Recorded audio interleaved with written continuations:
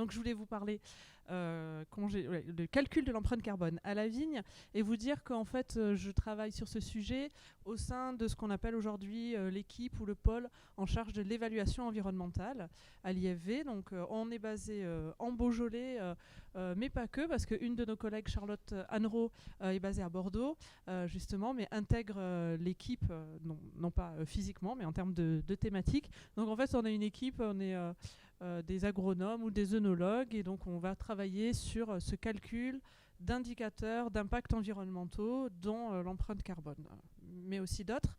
On a produit une petite vidéo pour expliquer pourquoi et comment une entreprise du vin peut calculer son empreinte environnementale.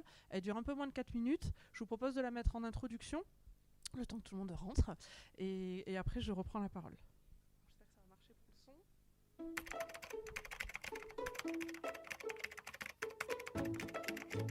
La demande des citoyens et des consommateurs pour des produits respectueux de l'environnement est toujours plus forte. Pour les entreprises du secteur vitivinicole, il s'agit de maîtriser et de réduire l'impact environnemental des vins, mais aussi de le prouver.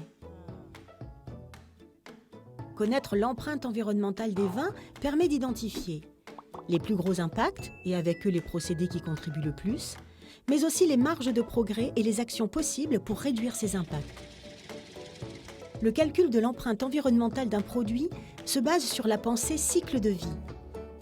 Il prend en compte les impacts directs qui interviennent à chaque étape de la vie d'un produit, mais aussi les impacts indirects liés à la fabrication des consommables et équipements nécessaires. Prenons l'exemple d'une bouteille de vin. Son empreinte environnementale intègre les impacts engendrés à la vigne, au chai de vinification, par le conditionnement, lors du transport de la bouteille chez le consommateur et enfin au moment du recyclage. Le recyclage? Mais c'est bien pour l'environnement, non? Oui. L'empreinte environnementale est un bilan. Elle calcule des impacts générés mais aussi des impacts évités. Les actions comme le recyclage d'emballage ou encore l'utilisation de biodéchets comme amendement à la vigne sont alors clairement valorisées car font baisser l'impact total de notre produit. L'empreinte environnementale peut être monocritère. Par exemple, le bilan carbone, qui évalue l'impact des activités sur le changement climatique via les émissions de gaz à effet de serre. Mais elle peut être aussi multicritère, comme l'analyse de cycle de vie, c'est-à-dire qu'elle fait intervenir le calcul sur plusieurs indicateurs relatifs à des impacts de nature différente. Changement climatique, empreinte eau, toxicité sur les écosystèmes aquatiques, diminution des ressources fossiles. Elle traque ainsi les transferts de pollution appelés aussi fausses bonnes idées. Elle s'assure qu'une action mise en place pour réduire l'empreinte carbone d'un produit ne va pas augmenter l'empreinte de ce même produit sur les autres types d'impacts. Calculer l'empreinte environnementale des produits permet avant tout de les éco-concevoir. Prenons cette fois-ci l'exemple d'un vigneron qui souhaite réduire les impacts engendrés au chai de vinification. Il s'interroge sur la meilleure option possible entre des panneaux solaires et une optimisation de la régulation thermique par de nouveaux équipements. L'impact de ces deux options peut être calculé en amont pour identifier leurs atouts mais aussi leurs faiblesses. Le vigneron peut alors faire le meilleur choix possible. Toutes les parties prenantes sont concernées. Imaginons un fournisseur de carton qui souhaite éco-concevoir son offre en allégeant ce carton. Il permet ainsi à son client de réduire sa propre empreinte environnementale en optimisant la quantité de carton utilisé. Petit plus, les résultats du calcul de l'empreinte environnementale des vins peuvent aussi être utilisés pour communiquer auprès des parties prenantes pour répondre à leurs attentes. Une fois les améliorations apportées, l'entreprise peut communiquer sur ses efforts pour la préservation de l'environnement, résultats chiffrés à l'appui. L'empreinte environnementale, ça se mesure, ça permet de s'améliorer et ça permet de répondre aux attentes des parties prenantes. L'IFV s'appuie sur les méthodes du bilan carbone et de l'analyse de cycle de vie dans le cadre de projets de recherche avec différents partenaires de la filière. L'IFV accompagne également les entreprises du secteur vitivinicole pour calculer leur empreinte environnementale.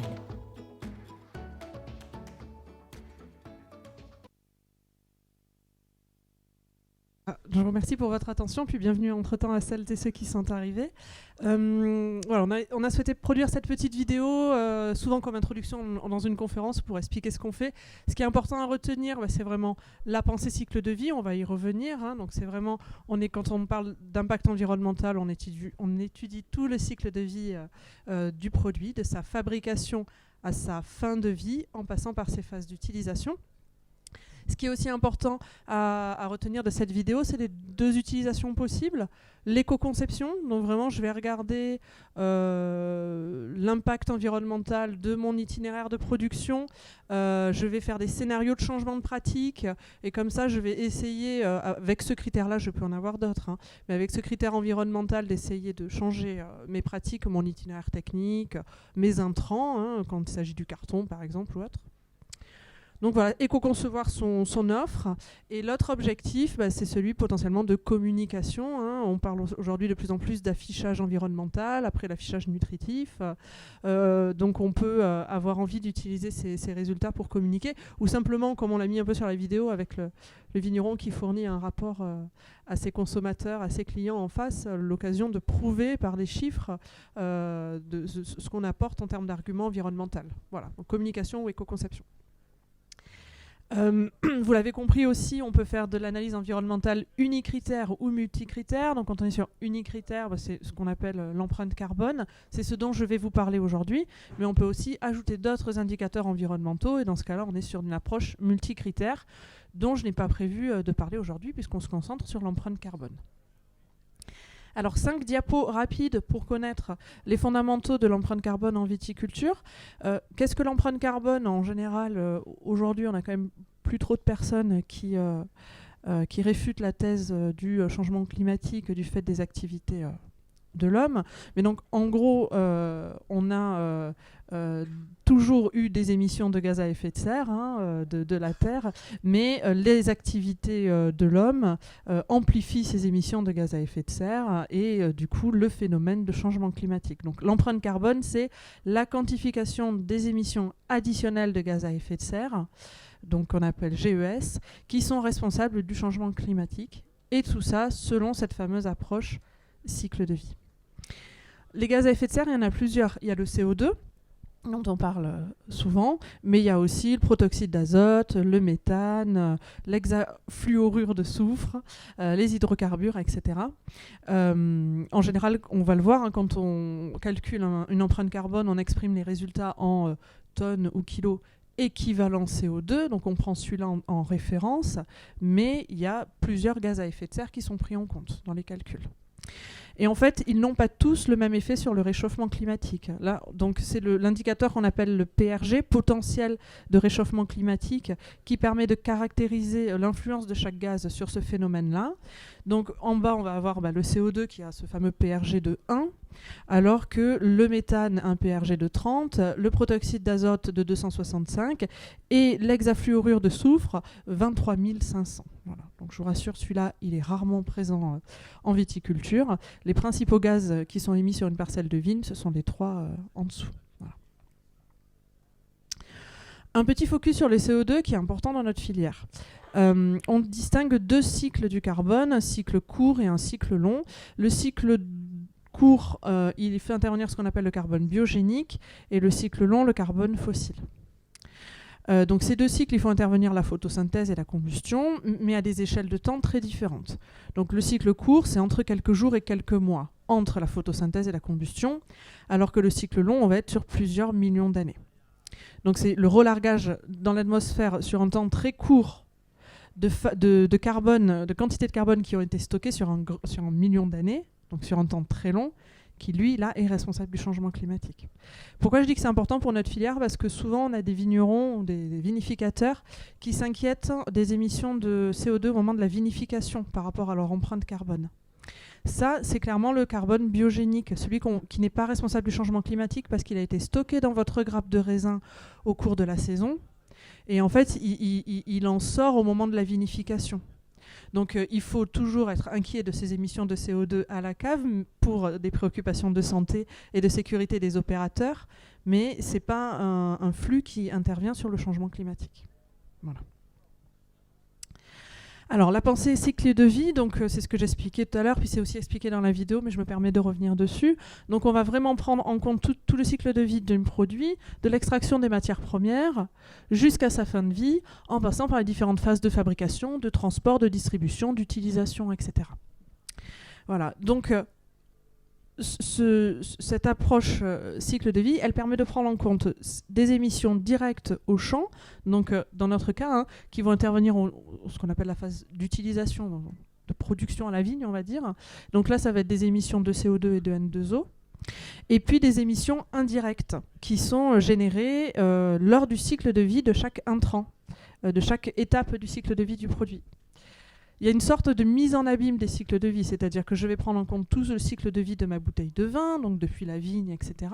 Mais du coup, je prends aussi tout le cycle de vie de mes intrants, le cycle de vie de mon tracteur, de l'extraction des métaux pour le fabriquer, du caoutchouc pour ses pneus, etc., jusqu'à sa fin de vie. Pareil pour les produits phytosanitaires, le bidon qui contient les produits phytosanitaires, etc. Donc on a une sorte de mise en abîme, on prend vraiment un cycle de vie très, très large.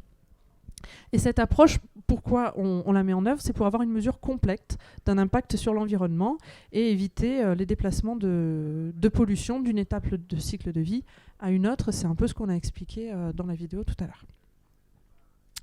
Alors, où est-ce qu'on trouve les émissions de gaz à effet de serre en viticulture sur les différents gaz ? Là, on a fait en ligne, on a identifié les différents groupes d'opérations viticoles, donc la taille, la fertilisation, l'apport d'amendement, la gestion annuelle de la plante, l'entretien du sol sur l'interrang et sur le rang, on a distingué, tout ce qui est protection par rapport aux maladies et aux nuisibles, et puis la récolte. Donc on va avoir des émissions directes au champ, donc d'abord tout ce qui est stockage de carbone au sol, les émissions directes de N2O et les émissions directes de CO2 qui sont liées du coup au fait qu'on brûle du carburant en faisant passer un tracteur ou un outil. Et du coup on arrive là sur les émissions indirectes et donc vont intervenir tout ce qui est là du coup la fabrication du carburant, des fertilisants, de l'électricité, des matériels, des phytos, du propane, des semences, etc. Donc tout ce qui est fabrication des intrants qu'on va faire intervenir dans le cycle de vie de notre produit. Donc je parle d'émissions, mais je parle aussi de stockage de carbone.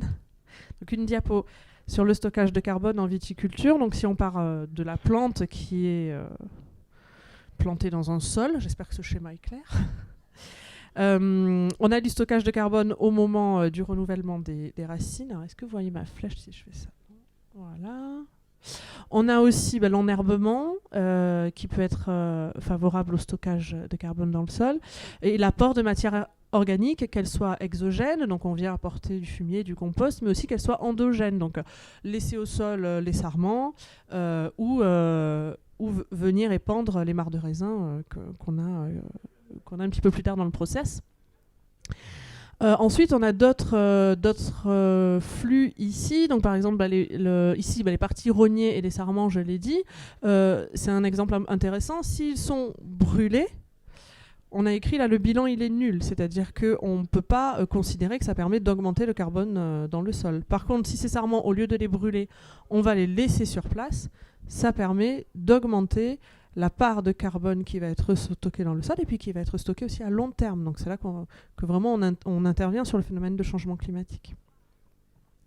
Voilà, et donc si je complète cette diapo, c'est pareil pour les souches. Si elles sont brûlées, on a des émissions d'ailleurs de particules fines, c'est pas une bonne idée du tout pour l'environnement ni pour la santé.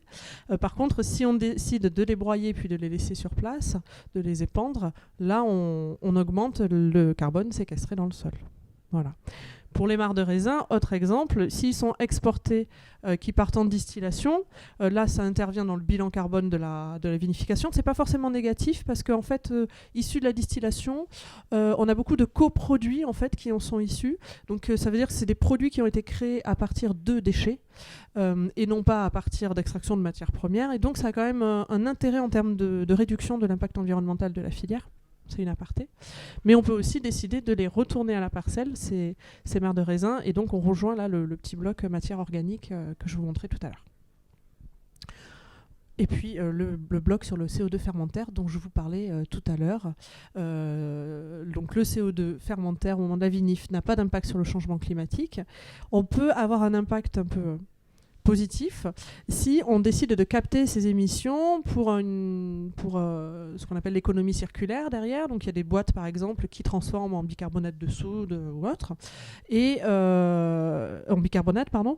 Et dans ce cas-là, si l'activité de transformation etc. n'a pas trop d'émissions de gaz à effet de serre, ça permet de baisser du coup le bilan carbone de l'entreprise viticole. J'espère que je suis claire. Alors, pourquoi calculer l'empreinte carbone à la vigne ?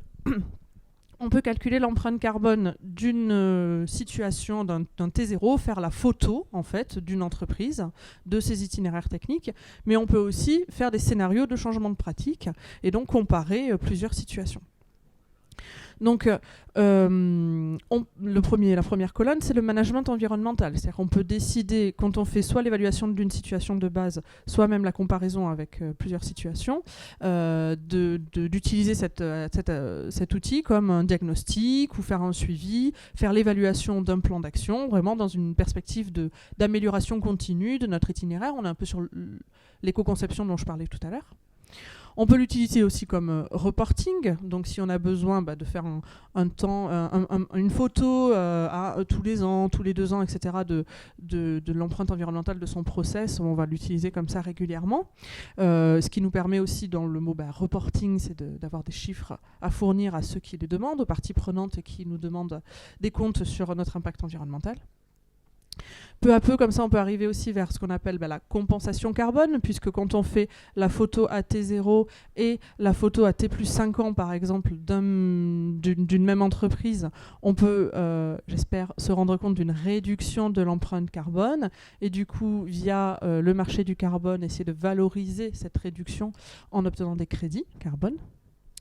On peut aller du coup vers du benchmarking en se comparant avec d'autres entreprises qui ont eu la même approche, et aller même jusqu'à l'affichage environnemental. C'est ce dont je parlais tout à l'heure. Donc aujourd'hui, on a une réglementation qui semble arriver sur l'affichage environnemental, un peu comme elle arrive sur l'affichage nutritionnel, et c'est via des outils type empreinte carbone ou analyse de cycle de vie qu'on peut avoir des chiffres à intégrer dans ces démarches d'affichage environnemental.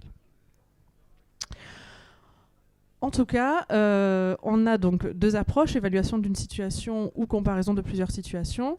Du coup, on a une valeur absolue ou relative selon les objectifs. Donc sur les 3 premiers objectifs, management environnemental, reporting, compensation carbone, on va avoir une valeur relative, en fait. On va comparer un progrès entre une situation initiale et une situation de changement de pratique. On va pouvoir du coup observer les progrès, identifier les réductions additionnelles, etc. De l'autre côté, on va plutôt regarder une valeur absolue. Quelle est mon empreinte carbone en termes de tonnes équivalent CO2, kilos équivalent CO2, soit pour se comparer à d'autres, soit pour l'afficher. Et du coup, là, quand on est sur une valeur absolue, on a vraiment un enjeu de périmètre commun entre toutes ces entreprises qui font leurs calculs et de règles méthodologiques communes, en fait. Et c'est aussi à ça qu'on travaille à l'IFV dans le cadre de l'équipe dont je vous parlais, à l'affichage environnemental. C'est peu à peu essayer d'établir un petit peu des règles communes permettant à tous ceux qui font ce type de calcul aussi de se benchmarker et d'avancer de la même façon. Alors, un petit point de vocabulaire. L'empreinte carbone, parce qu'on parle beaucoup de bilan carbone souvent, ou d'empreinte carbone. Donc je ne sais pas si vous avez remarqué, depuis le début, moi je parle d'empreinte carbone. L'empreinte carbone, c'est une méthode. Elle est ISO-normée, c'est la série des normes ISO 14040. N'importe qui ici peut attraper la norme et décider de faire un calcul. Mais c'est comme pour les mathématiques, des fois c'est quand même vachement plus simple quand on a une calculette, quoi. Voilà. En gros, que les règles méthodologiques, elles sont écrites dedans. Donc, pour avoir une calculette, il y en a une qui a été créée il y a de nombreuses années par l'ADEME, qui s'appelle le bilan carbone. Donc, logiquement, quand on dit bilan carbone, on entend bilan carbone petit r derrière, et on parle d'une empreinte carbone calculée avec cette calculette-là, qui a été fournie par l'ADEME. Voilà. Donc, on parle de bilan carbone en général, c'est un peu un abus de langage, on devrait dire empreinte carbone. À l'IFV, on vient de créer une calculette adaptée à la viticulture qui s'appelle GECVIT, parce qu'aujourd'hui, il n'y en avait pas forcément, et donc on a décidé d'essayer de faciliter l'accès à ce type de calcul pour les entreprises de notre secteur, et donc on a créé la calculette, on va dire, qui s'appelle GECVIT. Donc GECVIT, pour l'instant, il est sur le périmètre viticole uniquement, il ne prend pas encore en compte la vinification, le conditionnement et l'expédition, mais c'est en projet. Il permet de faire l'empreinte carbone de tout l'atelier viticole, donc toutes les surfaces. Et il fait une empreinte carbone complète. Donc il prend en compte les intrants de la viticulture, les émissions directes au champ, le stockage de carbone dans le sol. C'est un outil qui est en ligne et qui permet de faire 2 types d'études, donc soit le diagnostic des pratiques actuelles et ou une simulation de changement de pratique sur un itinéraire technique. Il permet d'observer les résultats, mais on va les regarder selon différents niveaux d'agrégation. Voilà. Donc le périmètre de l'outil, donc on va avoir donc des données d'entrée qui sont les données de l'itinéraire technique complet, densité de plantation, etc. On va les rentrer dans notre outil GCVit et les résultats qui vont en sortir, ça va être les émissions directes au champ et le stockage de carbone dans le sol, les émissions indirectes donc qui sont liées à la fabrication et au transport des intrants viticoles. Je me répète beaucoup, mais c'est important de comprendre ces 2 notions. Et aussi, on a intégré des émissions dues au transport des personnes, parce que c'est quand même un flux important, le nombre de fois où vos ouvriers viticoles vont aller sur la parcelle avec leur véhicule personnel, le véhicule du domaine, pour aller faire les opérations. Le palissage, donc fabrication et fin de vie du palissage va être intégré très prochainement dans l'outil. Et pour l'instant, sont hors périmètre tout ce qui est emballage d'intrants, la fabrication des machines, outils et équipements, l'eau du réseau, l'attraction animale, la fabrication d'un robot viticole. Tout le monde n'en utilise pas aujourd'hui, mais on aimerait pouvoir l'intégrer dans l'outil. Et aussi le stockage de carbone dans les haies. Pour l'instant, on prend en compte que le stockage de carbone dans les sols. La maille de calcul, c'est la suivante. En fait, vous pouvez décider de faire un calcul vraiment à l'échelle de chaque parcelle. C'est les petits 1, 2, 3, 4, 5, 6 hexagones de couleurs qui sont représentés là. Soit vous faites l'empreinte carbone de chaque parcelle, soit vous regroupez ces parcelles en différents modes de conduite, soit vous faites vraiment global à l'échelle de l'exploitation à partir de factures, de données globales de l'exploitation. Donc évidemment, plus vous allez vers votre droite, plus c'est facile et rapide d'avoir les données à intégrer dans notre outil de calcul. A l'inverse, plus vous allez vers la gauche, plus vous avez un niveau de finesse du calcul et donc de l'analyse de votre impact carbone. Donc nous, ce qu'on a choisi pour notre outil GCVit, c'est celui des modes de conduite. Donc quand on utilise notre outil GCVit, on ne peut pas faire l'empreinte carbone de chacune des parcelles, mais on peut décider de regrouper ces parcelles en maximum 3 aujourd'hui modes de conduite. Et après, on fait l'empreinte carbone de chacun de ces modes de conduite. Voilà. Ça permet un compromis entre beaucoup trop de données à saisir, mais quand même une analyse dans les résultats un peu intéressante. Alors un exemple, là on est sur une exploitation en agriculture biologique, dans le quart sud-est de la France. Donc le premier itinéraire, c'est tout mécanique, en sachant qu'il a un tracteur vigneron 90 chevaux. Donc je reviens sur chaque ligne, là, ce sont mes étapes, mes grandes opérations viticoles. Et puis en colonne, les sources d'émissions de gaz à effet de serre. Donc en gros, c'est pratique. Donc à la taille, il va laisser les sarments au sol, il fait une pré-taille et puis il fait un broyage après, une fois qu'il a laissé ses sarments au sol. Il apporte 1 tonne hectare de compost, avec un passage de tracteur. Pour la gestion annuelle de la plante, il va faire bourgeonnage, relevage, 3 rognages, 2 épamprages, 1 effeuillage. Pour l'entretien du sol sur l'interrang, 2 passages où il couple du mécanique rang et interrang et un passage mécanique sur l'interrang. Il pratique aussi le débutage et butage. Et sur le rang, je l'ai dit précédemment puisqu'il combine. Sur la protection des maladies, donc il va faire 10 passages de fongicides à 3 rangs traités à la fois. Donc il apporte du cuivre et du soufre. Et puis pour la récolte, il fait un passage avec une machine en vendanger 130 chevaux. Bon, je ne sais pas si ça vous parle trop, mais en gros, voici le type de données dont on a besoin pour faire le calcul de cet itinéraire technique-là. Du coup, on a fait un scénario de changement de pratique. Donc, ce qui change, c'est en rouge. En fait, cet itinéraire, c'est 2 tiers enherbés temporairement et 1 tiers enherbé de façon permanente. Donc, ce qui apparaît en rouge, c'est qu'on a 0,44 hectares de couverts temporaires qui apportent 3 tonnes de matière sèche par hectare et 0,22 hectares de couverts permanents à 1,5 tonnes de matière sèche par hectare. Voilà. Et puis, à côté, du coup, le nombre de passages qui va changer pour l'entretien de cette herbe. Je mouline tout ça dans mon outil et j'obtiens les résultats suivants. Donc la colonne à gauche, c'est le scénario 1 et la colonne à droite, ça va être son scénario de changement de pratique. Vous voyez qu'on a un petit 0 ici. Donc tout ce qui est au-dessus de 0, ce sont les émissions de gaz à effet de serre, CO2 et autres. Tout ce qui est en dessous de 0, c'est le stockage de carbone dans le sol. Et les couleurs vont être les... J'ai choisi de vous présenter par groupe d'opérations viticoles. Le petit point noir avec le chiffre que vous avez, c'est le bilan. C'est les émissions nettes, en fait. Donc ça, on a soustrait ce qui est en dessous de 0, le stockage de carbone, à ce qui est émis au-dessus de 0. Donc vous voyez que sur sa situation initiale, il est à 950,3 kilos équivalent. Non, c'est il y a un souci.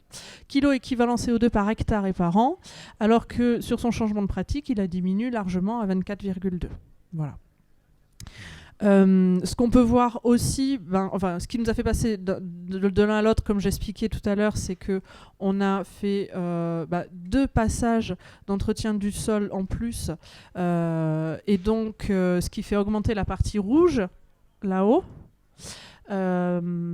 Et on a aussi des émissions de protoxyde d'azote qui sont liées au couvert, l'enherbement en lui-même, voilà, qui a aussi des émissions.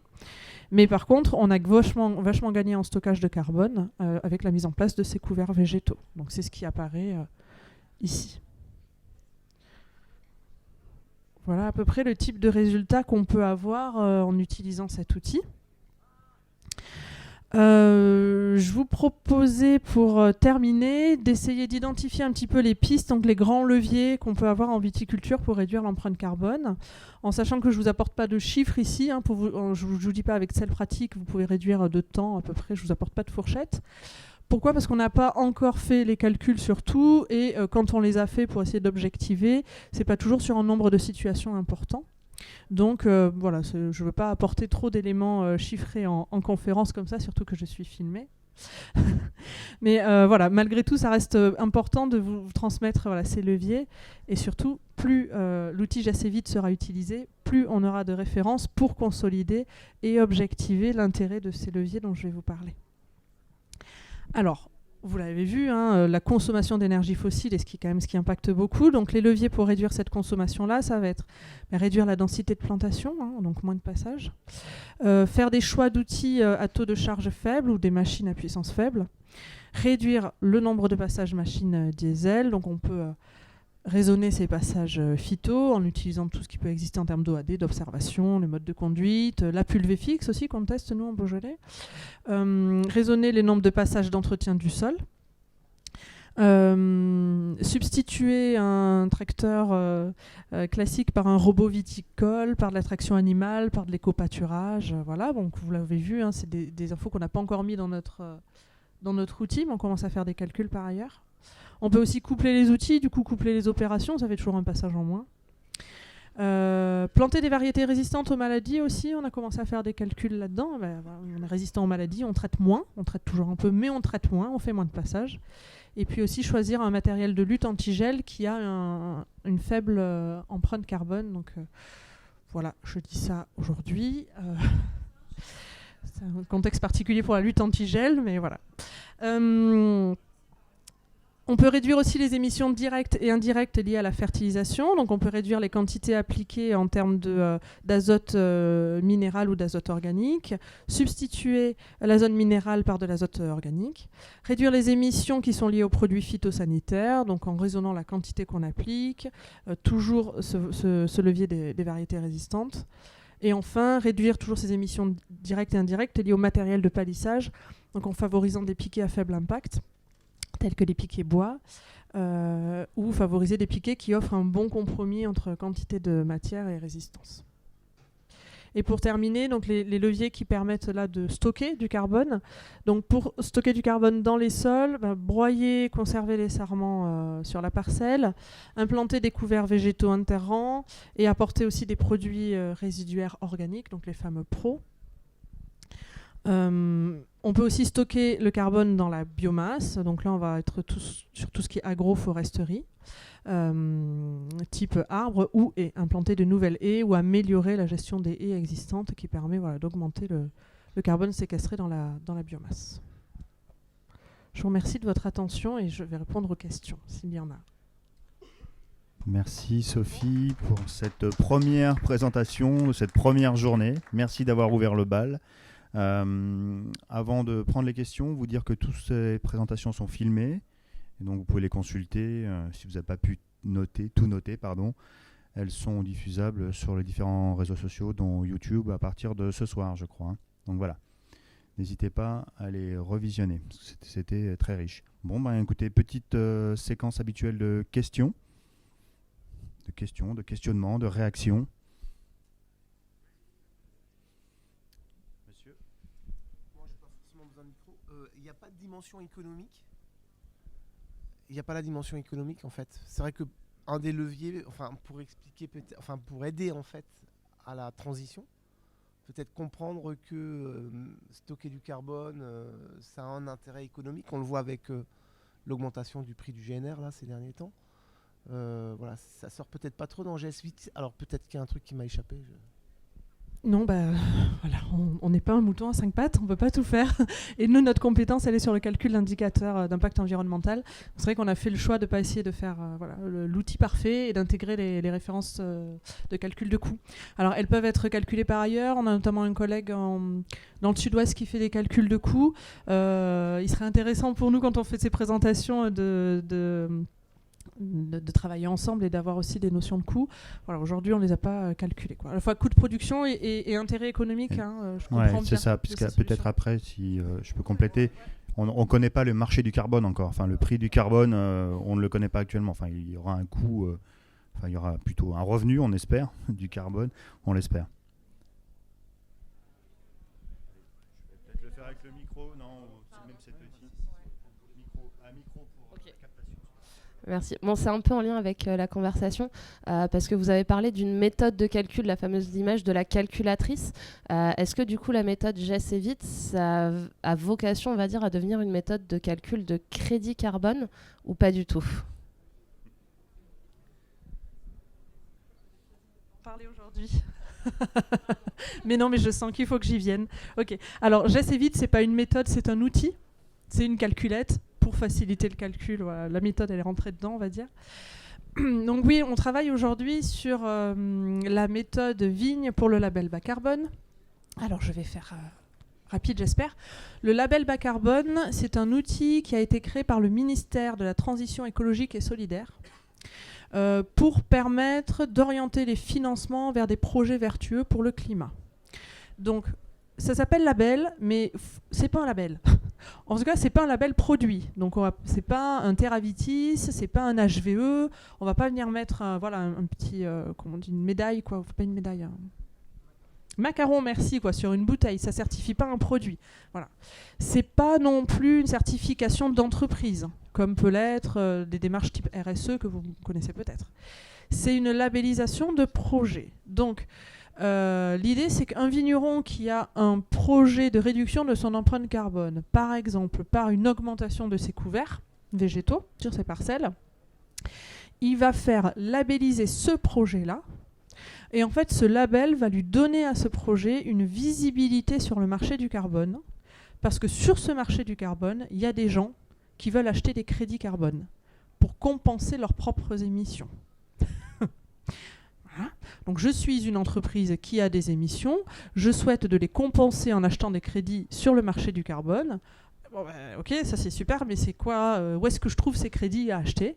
Voilà, le ministère a créé ce label pour que des projets puissent être visibles plus facilement par ses acheteurs. Je la fais schématique. Donc, voilà, ça c'est le principe. Donc, le ministère a écrit un référentiel méthodologique socle où il introduit différentes notions qui sont obligatoires de respecter dans les projets, mais il demande aussi à ce que pour un projet qui émerge dans une filière, une méthode ait été rédigée pour cette filière-là.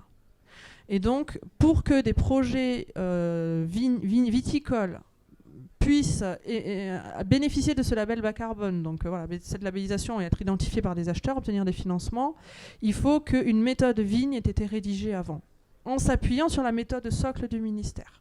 Et donc actuellement, l'IFV est en train de travailler à la rédaction de cette méthode en accord et en concertation avec les parties prenantes de la filière. Donc on met un petit peu de temps quand on fait les choses en concertation. Mais voilà, donc on est en train de rédiger cette méthode. Et en fait, cette méthode, elle permet de fixer les modalités de calcul en fait, de l'empreinte carbone et de la réduction de cette empreinte carbone par les différents leviers qu'on peut activer. Et un peu ce que je vous ai montré tout à l'heure, quoi, finalement. Donc GES Evit est un outil, mais pas une méthode. Mais effectivement, par ailleurs, on est en train de travailler à la rédaction de cette méthode. Et quand je disais tout à l'heure, il y a un enjeu de méthodologie commune, en fait, quand on est sur les enjeux d'utilisation de ces méthodes pour du benchmark ou pour de l'affichage environnemental. C'est intéressant que tout soit calculé selon la même méthode. Mais on peut espérer que ce travail qu'on fait actuellement dans ce cadre précis du label bas carbone puisse nous permettre d'avoir cette méthodologie commune pour la vigne. Et donc, du coup, espérer un petit peu plus tard que chaque personne qui calcule son empreinte carbone les fait vraiment sur une méthode commune. L'empreinte carbone, c'est une méthode, mais elle est tellement générale qu'on est obligé de spécifier des choses, en fait. Donc, voilà. Cette méthode-là va vraiment spécifier les calculs pour la filière vigne. Et du coup, on va avoir des choses qui seront tout à fait comparables à l'issue. On va prendre une question. Ouais. Non, c'est une grande réponse, mais du coup, je me mets du côté du viticulteur, moi. Enfin, c'est assez déstabilisant de dire, voilà, il n'y a pas la calculette, quoi. Enfin, ouais, il y a la calculette que tu as présentée, mais voilà, on peut avoir différentes approches commerciales. Enfin, c'est ce qu'on vit, quoi. Donc, voilà, c'est une réaction. En fait, c'était exactement la même question pour la création de normes pour l'avenir. Ouais, est-ce que vous travaillez aussi au niveau européen avec un groupe de travail pour la création de normes, de standardiser les choses, de les mesurer, ou c'est qu'au niveau local aujourd'hui? À ce jour, non. Donc à ce jour, non, on ne travaille pas là-dessus. Puis bon, c'est pas tant le rôle de l'IFV d'ailleurs. Par contre, il y a eu une démarche dans le cadre justement d'expérimentation sur l'affichage environnemental. Il y a eu une expérimentation européenne qui a été menée. Et donc il y avait différents produits à nouveau, et donc des organisations par produit. Qui avait été mise en place, et donc quand même un référentiel méthodologique qui a été écrit pour le calcul de l'empreinte environnementale multicritère, donc pas que carbone, des vins. Donc il existe ce référentiel à l'échelle européenne, mais il avait été écrit dans le cadre de cette expérimentation précise. Et ça s'appelle PEF, PEFCR, donc pour Product Environmental Footprint Category Rules. Donc voilà, les règles pour cette catégorie-là de produits dont on calcule l'empreinte environnementale. Voilà, aujourd'hui, il n'y a pas d'obligation de l'utiliser puisque ça avait été créé dans le cadre d'une expérimentation particulière, mais c'est vrai que ça a le mérite de fixer les choses. Et les travaux avaient surtout été menés sur la partie finalement vinification, conditionnement, distribution, et peu sur la partie viticole sur laquelle nous on travaille aujourd'hui. Voilà. Mais j'aurais eu la même question que monsieur, effectivement, parce que dans ta présentation, on voit, tu nous as présenté donc, la norme, je ne sais plus, sur l'empreinte, et puis après, tu dis que c'est l'ADEME, mais effectivement, moi j'avais la même question, je ne voyais pas d'outils européens derrière ça, mais elle a été posée. Encore une ou deux questions, je regarde le timing. Remarques, réactions, ce n'est pas forcément des questions. Est-ce que vous avez fait des études sur le protoxyde d'azote aussi ? Question précise. C'est-à-dire que, est-ce que vous avez fait des études précises sur, les quantités de protoxyde d'azote dégagées dans les exploitations viticoles ? Le calcul d'une empreinte carbone, du coup, calcule ces émissions de protoxyde d'azote, puisque c'est un gaz à effet de serre. Oui, donc je pourrais répondre oui. Après, là, du coup, avoir un résultat d'empreinte carbone dont on enlèverait tous les autres gaz à effet de serre et on focaliserait sur le protoxyde d'azote, ça, j'ai pas. Et puis, j'ai pas en tête, du coup, de quoi répondre précisément. Après, voilà, ouais. Vous voulez préciser ? Oui. plus polluant que les autres. Oui. Et c'est la raison pour laquelle je vous pose cette question. Oui, bah c'est ce que je disais effectivement en introduction. Il a un PRG, un potentiel de réchauffement global qui est plus élevé que le CO2. Et c'est pour ça aussi que vous le voyez dans les résultats, ce protoxyde d'azote. Voilà, donc on peut dire que oui, on l'étudie parce que quand on fait un calcul d'empreinte carbone à la vigne, on le prend en compte. Madame devant. Merci beaucoup. Si j'ai bien compris, dans le calcul, dans la calculette, pour l'instant, est hors périmètre tout ce qui est fabrication des machines. Ouais. Ça, si j'ai bien compris, ça sera intégré dans le futur potentiellement ? Oui. Et c'était justement la question que j'allais poser, c'est en levier, vous aviez effectivement cité le fait de faire, de limiter le passage de machines, tout ce qui concerne des fuels fossiles. Par contre, dans une logique d'extraction minière de ressources pour faire tout ce qui est batterie pour l'électrique, est-ce que pour l'instant on a une idée de ce qui est équivalent ou non dans votre approche ? Oui, c'est une bonne question. Alors, on a commencé à calculer sur l'impact environnemental du robot, par exemple, viticole, donc qui intègre une batterie. Aujourd'hui, on n'a pas finalisé le calcul, donc on n'est pas tout à fait en mesure de le faire. L'ADEME a produit des études là-dessus, sur la fin de vie des batteries. En fait, on peut aussi le regarder avec les voitures électriques. L'ADEME a fait pas mal d'études là-dessus, voitures électriques versus thermiques. Donc, on voit qu'aujourd'hui, en termes d'ACV, on est presque encore équivalent, mais si on regarde sur des projections de meilleures organisation de la filière de la fin de vie des batteries, tout ça, potentiellement on est du coup sur une voiture électrique bien plus intéressante en termes de fin de vie que la voiture thermique, Mais c'est vrai qu'il y a cet enjeu-là, et ce qui est intéressant à regarder aussi via l'analyse de cycle de vie multicritère, c'est qu'une solution qui nous semble intuitivement très intéressante, quand on regarde sur tout le cycle de vie et sur tous les indicateurs, on peut se dire finalement il y a quand même des impacts, c'est pas toujours neutre. Voilà.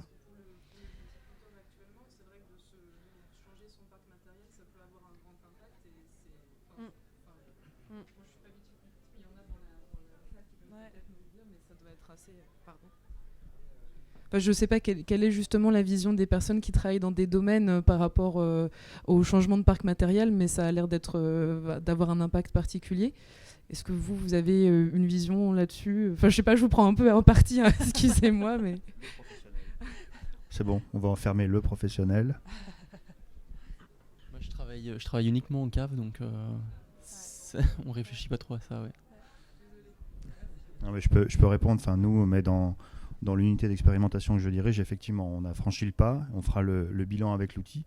C'est-à-dire qu'on fait la transition qu'on voit actuellement. On substitue le parc classique de matériel qui roule avec des hydrocarbures, du diesel, comme ça a été dit, et on part sur un parc électrique. Et on verra le bilan. D'ailleurs, du coup, moi, je voulais savoir, je suis viticulteur. Comment j'accède à GACVIT ? Mais bonne question. GACVIT, donc je vous le disais, on a essayé de produire cette calculette pour faciliter le calcul par une entreprise de la filière. Aujourd'hui, on n'est quand même pas arrivé complètement à faire le 2 plus 2, parce que le calcul est plus compliqué que ça. Donc on est sur un outil qui demande quand même encore un petit peu de technicité. Donc je vois mal un vigneron qui a aussi beaucoup d'autres préoccupations en tête et beaucoup d'autres temps à occuper par ailleurs à utiliser cette calculette. Donc on a choisi plutôt un mode hybride de diffusion de cet outil en passant notamment par les chambres d'agriculture. Donc on est en train petit à petit de former pas mal de conseillers de chambres d'agriculture à notre outil. Et ensuite, ce sera à eux, ou à d'autres bureaux d'études d'ailleurs, mais principalement les chambres, de diffuser, d'utiliser cet outil auprès des vignerons, comme ils savent le faire avec d'autres outils par ailleurs. Donc plutôt se rapprocher des chambres d'agriculture localement.